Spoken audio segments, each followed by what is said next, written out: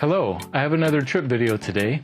I went to Miami for the first time for 4 nights last month for kind of an end of semester vacation with some family. I left LAX about the same time that they left their airport in the Midwest, so I said, hey, let's race. I flew straight to Miami, but they flew to Orlando since there were 3 of them and they found much cheaper direct flights and we needed to rent a vehicle anyway, so they drove from there. I got to fly on an American Airlines wide-body 777, which they usually use only for international flights, but they're using them for the Miami to LAX cross-country flights right now. So that was cool, but I was stuck in the middle of the very back row. Fortunately, I sat with 3 other people who were going on vacation to Miami for the first time, so we were all excited and we had a good time. After we landed in Miami, my brother-in-law and nephews were already driving from Orlando, so I took 3 trains up to Fort Lauderdale to meet them there, and I beat them there by about 15 minutes. Our second day there, we went swimming at the Bill Baggs State Park on Key Biscayne. It was a nice beach, but a bit crowded because it was a Sunday afternoon. At one point, and this is my favorite moment, I wish I had a video of this, it started raining and everyone went running out of the water, just like that famous scene in the movie Jaws. I thought that was so funny. Next, we visited downtown, where we saw lots of tall buildings. We also got to see a really cool super yacht, the Vava 2, a 97-meter super yacht that cost £1 million British pounds to build.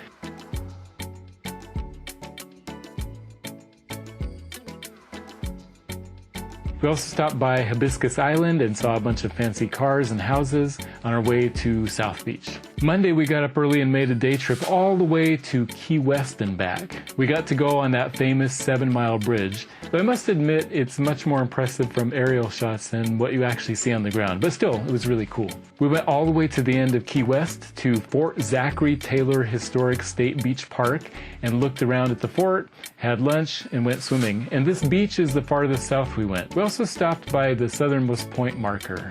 Here's the marker that says the southernmost point in the United States, the continental United States, but the ironic thing is it's not actually the most southern spot. That spot is over there behind me, but that's government property, so you can't go there.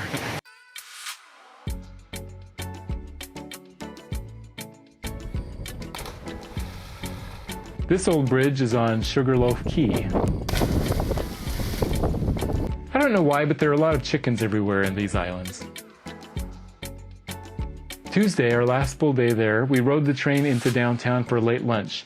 All the trains are elevated here instead of underground since the groundwater is so close to the surface. That night, I stayed in a hotel with a rooftop pool. Then the next morning, I got up early to watch the sunrise over the Atlantic Ocean. After an uneventful flight back to LAX, I visited the brand new West Gates terminal at LAX a few days before the mayor hosted the grand opening ceremony. This is the new terminal at LAX. I might be the only person within 300 feet, which is unusual in an airport. I thought this pet relief area was funny. It looks really nice, with huge windows and a nice new seating. These seats are brand new. I might be the first person ever to sit in this seat. It is a bit far from the main terminal. You can either walk for 10 minutes or take a bus. So that was my first trip of the summer. It's nice to be traveling again, and although I don't have anything else specific planned for the rest of the summer, I'll probably end up doing something, even if it's just local. Like on Memorial Day, I went down to Laguna Beach with some friends for the day, and that was a lot of fun. Okay, so that's what I've done so far this summer. I'm working on a couple videos. Hopefully I'll have something to show you in the next couple weeks. But yeah, I hope your summer is going well too. Thanks for watching. Subscribe if you want to see what else I'm up to this summer.